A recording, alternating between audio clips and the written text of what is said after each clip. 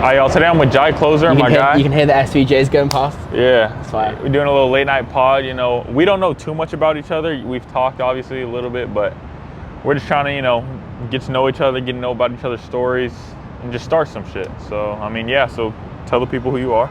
So my name's Jai Closer, some of you might know me. Basically been closing deals for about a year and a half now. Yeah. Recently kind of got into, you know, coaching, still doing closing on the side for some of the biggest guys in the space, some of your favorite influencers. But yeah, thought I'd come on the podcast to speak a little bit about kind of my journey, you know, the road I've actually taken to where I am today. Obviously I'm nowhere where I want to be, but it's allowed me to travel and everything like that. So I thought I'd come on today and just essentially tell a little bit more about kind of my journey and how I got here. Yeah, I mean, how long have you been doing sales for? So I've been doing sales for about a year and a half. Before I went remote, I was doing door-to-door sales, selling boilers. I don't know if we don't know what that is. American guys know what that is, but essentially what heats up the water in your house. What do you guys call that? Like a water heater? A water heater, yeah. So selling boilers, like going to how'd you get into that, on bro? Doors. Shout out Cam, he actually got me the job. Cam Closes now, does the same thing. Make sure everyone check him out. But yeah, essentially he got me the job, started doing that, and yeah, that's kind of how I got into sales. And how was that?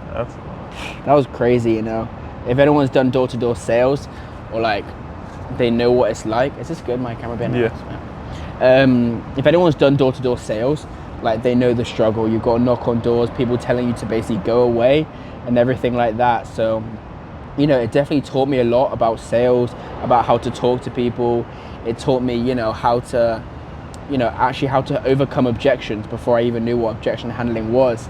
So yeah, it kind of gave me a leeway into what I'm doing now, obviously being a full-time closer. That's nice, bro. So, I mean, what made you even go into sales compared to just, you know, normal job, you know, being regular? I mean, obviously I was doing door-to-door, and then there was guys that were selling boilers that were making 10 G's a month. And selling water heaters? Yeah. That's crazy, huh? Yeah, it's kind of crazy. There's guys making £10,000 a month. That's $15,000 selling boilers at people's front door just because they were so good at it. And that made me realize, because, you know, at the end of the day, a lot of you guys watching right now are probably thinking 10K a month is crazy. You know, if I made 10K a month, I'd be fucking it's rich. everyone's goal. Everyone we talk to too. Yeah. But then when you hit that 10K, you kind of get to a stage where, because you've hit your first 10K a month, you realize that there's a lot more money to be made. And I know I sound like every course seller online. I'm not trying to sell you a course. But essentially, you know, it just makes you realize that there's guys selling boilers, selling water heaters, making 10K a month. Everyone thinks it's trading, drop shipping. There's guys literally selling boilers to grannies. You know, guys, if you can hear the SVJs going past, you didn't know those guys make 10K a month? Fuck no, those guys are making 10K a day. Yeah. So that just puts it into perspective. But I got into sales because I realized how much money can be made if you get good at it. You didn't have like an ego or anything trying to get, like when you're first like, damn, I'm gonna be door to door, like I don't want my friends to see me, I'm selling water heaters. You didn't care about none of that? Well, the actual funny thing was that we were doing it in different, you can hear the SVJs going past. So essentially what I did was I was living in Manchester, if you guys know Manchester, England, but I was selling in outside cities like Salford, like Preston, areas like that was just outside cities, so no one saw me. I didn't want anyone to see me, I'll be honest with you, and it was embarrassing. Knocking on people's doors, trying to sell boilers. I didn't give a fuck about boilers. I mean, that's the same thing for me now, is like, I didn't really want to do sales because it's like, oh, I have a job, I have a sales job. But I kind of realize now that, you know, you need to be doing something. Like, you need to be providing some sort of service, doing something to actually just make money. Like, you're not just going to have money. Exactly. So I realized that sales is honestly where it's at because you have control of your income at the end of the day. So yeah, I was like, shoot, I'm gonna get into sales. I mean, at first too, I had an ego. I didn't want my friends to like know, like, oh, I have a sales job, I'm working commission, I'm working. Like, I was always nervous about that. But at the end of the day, bro, I mean, it's the best industry. You ask any like big influencer, anybody you look up to, for the most part, they'll always say sales because it's more than just a job. It's a skill that you can, you know, take on when you're trying to meet a girl, when you're trying to, you know, impress somebody that you want to impress. Exactly. I mean, like, tell me a little bit more about like your journey, like how it started for you, how you made your first, you know, 1K month online, and then what happened for you. Yeah, so I mean, I started out with fitness coaching, or first I was playing basketball, I got injured, and then I knew I wasn't going to go to school because... Would you have made it as a basketball player if you didn't get injured? Yeah. You would have made it to the NBA? I would have been pro, not NBA. NBA is a You would little have been too playing hard. with LeBron? Not LeBron. I'd be like overseas though, for sure. I think I could. But yeah, I had like a knee surgery, heart surgery, and then I was gonna have to go to school and not play. And I was like, bro, I'm not gonna do that. I just knew there were so much more opportunities within that year instead of just locking myself in at school, which I know you're still in school. So, I mean, I guess I'll kind of ask you how that is after. But I knew I wasn't gonna waste my year, so I decided to drop out and then learn a skill. So I tried to do fitness coaching. It wasn't really profitable. You see everyone online, right? Everybody's trying to be a fitness influencer. But I mean, it's a lot harder than it seems. But I made my first 1K through fitness coaching, which was pretty easy because I was passionate about it. And then, I mean, it wasn't paying the bills, so I decided. What were you selling, like fitness programs? Yeah, fitness programs, getting people in shape from either skinny to bulked up or bulked up to skinny, because I did like a big transformation both ways. And then after that, I was like, shoot, I need something, you know, even if I wanted to do fitness coaching more, I need to be better at closing deals, because I get on the phone with them, I wouldn't really pitch them, I wouldn't know how to pitch them, wouldn't have a good script, and I would just fumble a lot of deals. So, and then I started selling life insurance after that. And the life insurance, you know, I was kind of embarrassed to like sell life insurance or like recruit a team, because I just didn't want people to see me like, oh, you moved to Miami, now you sell life insurance. And I was kind of like nervous about that. But, and then, I mean, what was it actually like for you going from Hawaii to Miami? Was that like a big jump for you? Yeah, bro. I mean, that was huge, because I came out to Miami. I was supposed to have more money than I did, bro. I crashed a car right before then, so I had to pay like $3,000 to that. So I was supposed to come out here with $5,000, and then I only came out with $2,000, and I was stressing. I never had a job before. I never, you know, had much money. You made that $5,000 from fitness coaching and shit? No. I made that $5,000. I saved it. I was doing Uber Eats and shit back home. Saved up $5K, and then I always knew I was gonna save it for something. I could have been a lot smarter with my money, but saved it for something. Got in a car accident, and I already had my ticket out here, so I came out here with $2,000. Slept on a couch for like 2 months. And I was still doing fitness coaching. That got me kind of out of a hole that I was stuck in of like staying with my friend. And then I got a job, and then I started doing life insurance. So that like really introduced me to like what sales can bring and do for you. So I did that, moved on now to where I show other people how to, you know, become closers, do sales, show people how to start making any sort of money online, because at the end of the day, your 9 to 5 is never gonna pay the bills. 100%. And with you, you know, just to give everyone watching a little bit of an idea. Back to the topic of how you're still in school, how is that? You know, you work online, you travel the world, you get to see so many experiences, yet you still stay in school. Like, what's the reason behind that, and how is the work-life balance, I guess? I mean, yeah, it's different. It's difficult, sorry. Like, a lot of people back home, they like hate, you know, I get a lot of hate for no reason. People from my hometown hating on me, which I don't really get why they hate on me. At the end of the day, you know, all I've done is I've learned a skill that allows me to travel around the world and make money from anywhere. Yeah, that's literally it, you know. Closing is the most pure thing you can get. I'm not fucking trading, selling a course, drop shipping. All I'm doing is I learned sales, and now I'm a sales rep and I make commissions. That's and you're helping people too, is what a lot of people don't understand. They think a lot of salespeople are like very pressury and stuff. Yeah. But we're over here trying to show. Which I do get though, like it definitely has a bad name, but at the end of the day, like, I don't know about you, but the offers that I'm on, you know, I genuinely believe in. You know, I wouldn't close if I didn't believe on the offer. So in that sense, I do kind of get where they come from. But a lot of you know, I have recently started making, you know, really good money online in the last year or so. However, I am my 3rd year of college right now. I've only got, you know, 4 months left. So I kind of, you know, sat down with my mum and had the conversation about my next steps. And she said to me, you know, Jai, I would really like for you to finish college. You know, we've come this far, we've paid all this money for accommodation, student loans, tuition, everything like that. It would just be a little bit of a waste. And, you know, I kind of looked in the mirror, and at the end of the day, I'm doing really well, making over 5 figures a month now. This is insane, bro. I mean, that's good, from selling water heaters to now you just make money in Miami, in LA, in London, I mean, or wherever. I haven't said this either, but not long ago I was working in a coffee shop, you know, £8 an hour, $10 an hour, and, you know, I have pictures of it, you know, that's fully me 100% telling the truth, and I'm not ashamed of that.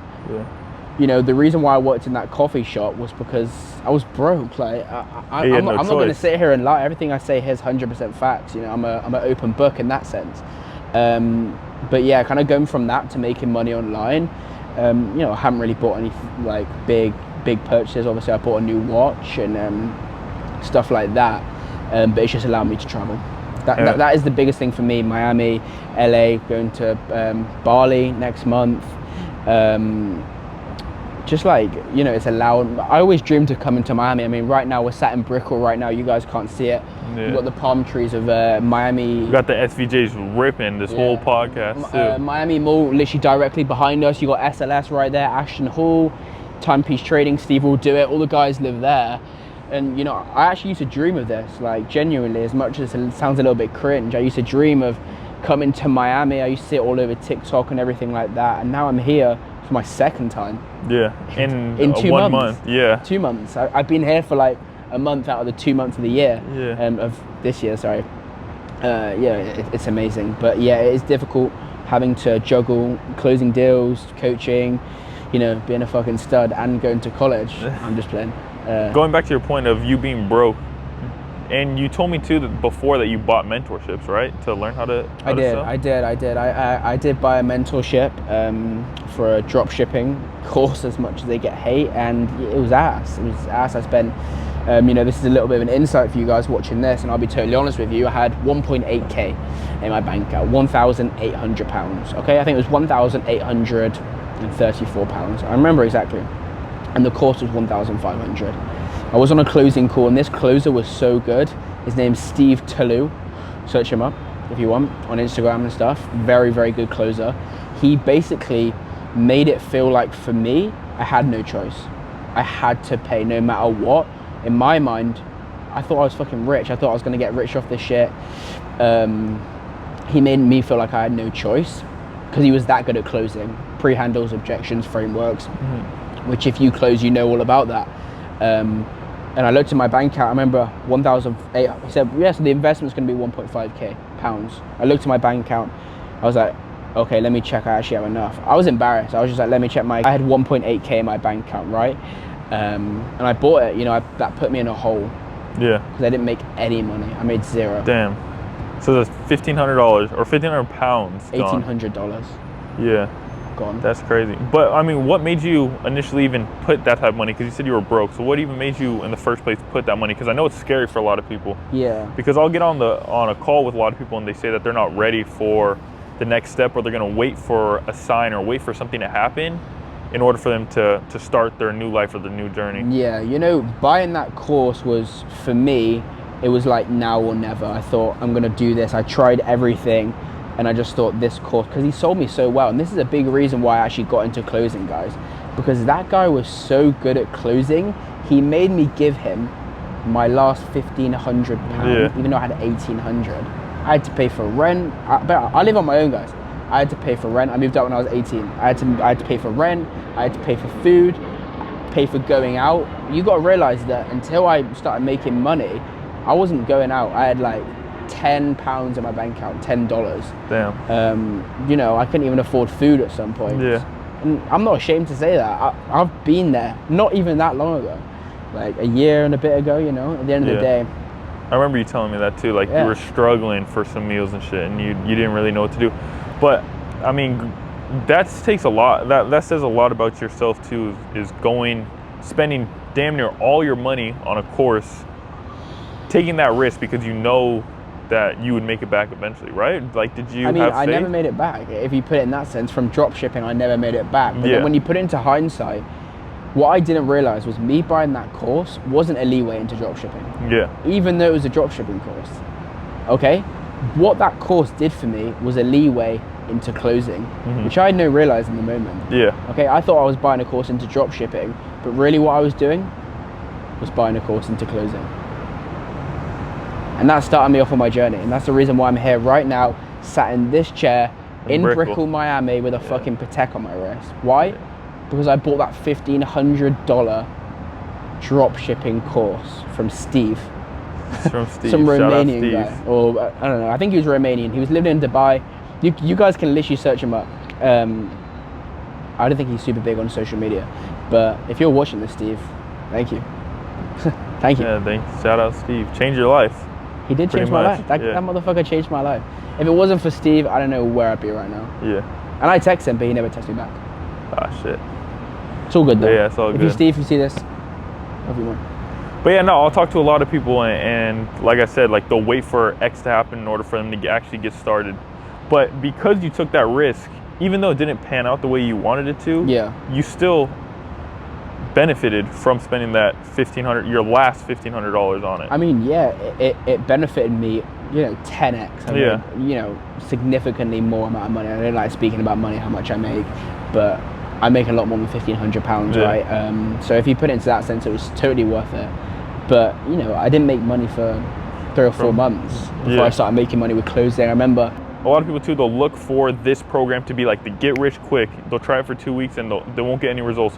But do you think if you stuck with drop shipping for another like 2 to 3 months, do you think you would have probably seen some profit? Or I mean, I'll be honest, like a lot of guys don't realize is you can literally make money with anything nowadays. Drop shipping, high ticket closing, Amazon FBA. You can near enough make 10K a month selling water on the beach, So I probably just didn't grind hard enough. Like I'm an honest guy. I probably just didn't grind hard enough. I was grinding, but I was half-hearting it. You know what that means? Like not putting my full effort into it. So if I probably could have made money drop shipping, but I just think closing is better for me personally. It's less about strategies and getting lucky, and it's more about kind of betting on yourself and every day improving your skills. I mean, even talking to our new sales manager Jerry today, that guy was dropping flames in our meetings, just crazy gems. And that's a ripple effect. Somebody bought into their program, and their program is honestly helping us. So you might not see like the direct result of whatever it is that you're buying, but at the end of the day, somehow it'll compound into benefiting you. I don't think you need to buy a course. As much as people like to, kind of sugarcoat it and everything like that, you can get rich without buying a course, right? Everyone knows that. However, flipping that on his head, if you buy the right course, something you're passionate about and something you're actually willing to put in the work, those are the two main things. Make sure it's good, and make sure the person cares, and make sure you're willing to put in the work, and that course will pay off. Because it's going to give you information that you probably couldn't get before, and it's going to speed up your process. That's what people don't realize. You're paying for time. It's not really all the information, because all the information's out there already. It's people love to say, oh, I can get it for free, I'll do it on YouTube, everything like that. Okay, then go do it. Because you wouldn't be on this call right now if you'd already done it. The reason we're on this call right now is because you haven't done it. You've had all this time. How long have you been thinking about it? 2 years? They say they've been watching YouTube or something, and they're still showing up for the call because they obviously haven't got the result, because they haven't paid enough with their time, or they haven't paid enough with cash. Exactly, and I always say this, and this is for all the closers out there, is one of the things I like to ask on the closing call is, okay man, so how long have you been wanting to make money online? I always say that, and the higher number they say, the better. Because I have guys saying, 2 years, 2-3 years. And I go, that's ridiculous. What have you done in those 2-3 years? And motherfuckers will have the audacity to say to me, I've just been watching YouTube videos and doing research. If I'm trying to get jacked in the gym, what the fuck is watching YouTube videos going to do? No, that's ridiculous. It needs to take action. And then they pull the objection of I can get it for free. Motherfucker, you've had 2 years to do it for free. 2 years. It's now or never. And those guys, a lot of those guys will never succeed. Do you know why? Because they just don't have it. They're not willing to put in the work, and that's harsh. I know it's harsh. But that's the reality in my opinion. And I mean, going back to the if you're broke and you need to pay $2,000 worth of expenses, the quickest way you can get there is by selling something for $2,000. I mean, have you told them about your story? No. About what? About what story? About when you came to Miami and were selling water? Oh, no. You're not going to say that? No, you can ask. I mean, Levi, tell us a little bit more about, your story, because obviously you came to Miami, you didn't have enough money. I know you were selling water on the beach to start off before you started selling with life insurance, and then... So I started selling water because I knew I needed to provide something. In order to get anything in life, you need to provide first. Like when you were sucking National Hall's balls? Even in the Bible where it's like... Even in the Bible, it's always like, give and you shall receive. It's not you shall receive and then you give. But like even in the Bible, it starts off by give and you shall receive. It's not you're gonna receive something and then you give. A lot of people have that twisted. They're like, once I have this much money, I'm gonna start giving to the homeless, or I'm gonna start doing these good tasks for people. But at the end of the day, bro, you have to actually give something in order to receive anything. Like people aren't gonna 100%. Give you handouts. Like especially if you're over the age of 20, bro, you're not getting any handouts. I mean, one of my favorite quotes, and I really like this quote, okay, so get ready for this, is money can bring out the best in people, but it can also bring out the worst in people. And you don't know which version you're going to be until you get the money. Okay? Because the reason why I say this, guys, is because, you know, when I started making money, I didn't change. You know, I kept the same people around me. Of course, I helped my mum out buying her stuff, but I'm the same guy, you know, at the end of the day. But we know people, we're not going to name names, of people who have changed because of money, and not in a good way. You know, these people have become arrogant, cocky, not very nice people. They get lazy too. Yeah, because they think they're something that they're not. And at the end of the day, you know, also, which you know, if someone owes you money, the whole personality changes. Okay, if someone owes you money, you're not going to be nice to them, and that's all because of money. Because money brings out the best in people, but it also brings out the worst in people. I mean, a great example of that is, I know, you know, when someone dies in the family, there's something called a will, right? When the money kind of goes to different people. I know loads of stories of family members, brothers and sisters, you know, people that have spent their whole life together, falling out over will money. Because I want this amount, I want this amount. Falling out, family, falling out just because of money, just because of a number in their bank account. Just remember, guys, not everything's money. That's what you've got to realize. Money's great, money allows you to do things, money allows your life to get better, but what it doesn't do is give you people around you that love you, giving you support, and giving you access to relationships. Yeah, and that's the reason why most people even want money in the first place, to take care of their mom, take care of their family member, get a nice car, you know, inspire other people, right? Like, that's the whole point of getting money in the first place. But a lot of people will switch up once they actually start to get that money, or they'll feel a certain way, like they're owed something because they don't have that money, which is just ridiculous. Like, if you want a lot of money, you have to go out and get it. Yeah. I mean, what do you think about the quote, you know, big money's never clean? Shit, for being out here in Miami, I believe it. What about you? I mean, what do you guys think? Big money never comes clean? You think these billionaires got all the money fair? Yeah, I mean, shit. I'm not going to comment. I'm not trying to get fucking my head chopped off, you know? But yeah, I mean, you got to do, you know, you got to be ruthless. Any billionaire, you got to be a conqueror. It's like Genghis Khan or some shit. It's like they're so ruthless and they won't back down or settle for anything less. Do you think, like, the big guys, you look at the big guys making 50K a day, all these big guys, do you think they have people, has people under them, right? Vince has people under him, closers, affiliates and stuff. Do you think these big guys in Miami have people above them? Or do you think all of them have people under them? I mean... Or saying this, do you think if someone at the top, someone below them can surpass them? I believe someone below them can surpass them, but it goes back to you in the first place of taking that risk and just going all in on something totally crazy that doesn't even make sense at the time. So do you think that if you're below someone, you need to break out that system to surpass them? Or do you think you can surpass them still in the system? I think you have to break out at a certain point. Okay. What about you? I mean, I think it depends. At the end of the once you figure out, like, oh, this isn't for me, or I'm only going to be capped at so much, you have to do something else. You have to actually venture off and learn a new skill, or learn use what you learned from that lesson and apply it to somewhere else. Yeah, I mean, I think one thing I want to speak about, which is going to be a really great clip to clip up this, Levi, clip this up. I think one great thing to really highlight, and I say this to anyone trying to make money online, whether you're a coach, a mentor, whether you're a doctor, a real estate agent, anything, is to go all in on your personal brand.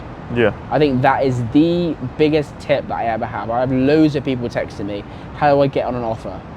I have loads of people texting me, how do I get on an offer? How do I get a role? How do I make money online? How can someone hire me? And they don't even have a profile picture. Okay? The biggest thing to make you stand out, and that's what's going to make you actually separate, and what's actually going to separate you from the other person, is your personal brand. If your Instagram is professional, good profile picture, it's got social proof, videos of you closing deals if you're trying to be a closer, videos of you talking about real estate if you're trying to sell houses. You know, creating a good personal brand, in my opinion, has zero negatives. Yeah, I'd fully agree. Some people might steer off of you. Is the only negative to it. I don't think so. You know, at the end of the day, I think gaining a personal brand and going all in on your personal brand, if you're in the online money world, is... In any world. You look at any person unless you're trying you to be look low up to. Yeah, unless you're trying to be low-key. But, I mean, at the end of the day, they're still posting. They're still thinking about, how can I impress these people? How can I get these followers? Yeah. I think creating a personal brand does two things. Number one, it gives you more opportunities if you're trying to be a closer, get on an offer, anything like that. But number two, it gains you a network. I've met so many people through my personal brand. I mean, I'll give you guys a really good example. You know, I wouldn't be sat with this guy right now if it wasn't for my personal brand. Yeah. That is literally a key example. If I didn't start on Instagram, I wouldn't be here right now. True? Yeah, that's a fact. Yeah. So it just shows you that everything in your life has a ripple effect. If I didn't do this right now, my leg wouldn't be hurting. Going off the personal brand thing too, is a lot of people, they're scared to post because of the opinions of others. Yeah. But recently I was thinking, like, imagine in 20 years, you see your friend balling because they have like 1 million followers on Instagram, and your kid comes up to you and asks you, like, why aren't you, a millionaire? Why aren't you famous? And the reason you have to tell them why you aren't famous or why you haven't achieved their type of success is because we're scared to post online. I'll drop a little bit of sauce right now, okay? Yeah. If you're ever scared to create a personal brand, you don't want to post online, because I was literally in the exact same position.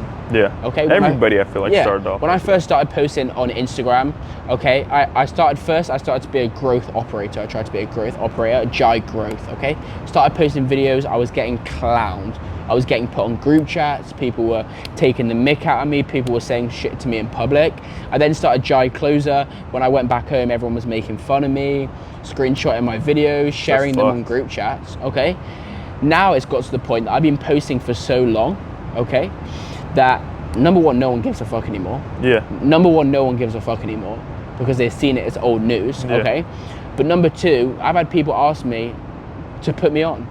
Like, oh, how do I do what you do? Okay, so it then switches from it's cringe to how can I do what you do? Yeah, that's the best feeling too, is when people actually say something like that, or like, hey, I've been seeing you doing so good. Once you start to receive your flowers, because you took that risk, you stop being so insecure about what other people would think. Yeah, but the thing with like getting hate online and starting a personal brand is you will get hate. Yeah. There's no getting around it. People are going to hate because people are jealous. People are envious, people are, hurting, people have their own lives, their own problems. But you honestly need that too, I feel like, because that's what really skyrockets any video you post or any, like, that's how you get the most traction. Yeah, but I feel like posting content online, it's like a tunnel. When you first walk into the tunnel, it's really black, right? Yeah. Because people are going to give you hate, you first walked into the tunnel. But the more you walk, the more you post content, the more you grow, the more people get used to it. You come to the end of the tunnel, right? There's light at the end of the tunnel. Yeah. And that's the same with posting content. People just get used to it. People start thinking, oh, this guy's actually, doing okay. And then people will stop hating. Yeah. Of course, you'll still get hate. But now it's actually switched from you getting hate to you using that hate as motivation. And back to the tunnel too, like it's going to be a long journey, obviously, but you're not even going to see the tunnel that you left. You're going to only see the future. You can only see the success. Yeah, you've got to keep walking. Yeah, everything else is behind you. You won't even be able to see that anymore, which is one of the best things about it. Yeah. So I think I get guys asking me all the time, what's your number one tip for me? How do I get on an offer? How do I start making money online? I'm telling you right now, create a personal brand. Go all in, make videos, good profile picture, good bio, network with people, put yourself out there. Take care of yourself as well too. It will pay off. Get a haircut, go to the gym, show you actually care about, your looks. Not everyone's as blessed as me and you, good looking guys. My guy. Yeah. But yeah. We're just playing. / not playing. But at the end of the day, guys, I think that's going to be the end of the podcast. All right, Jai Closer, I appreciate it. Let's get it. Peace, guys.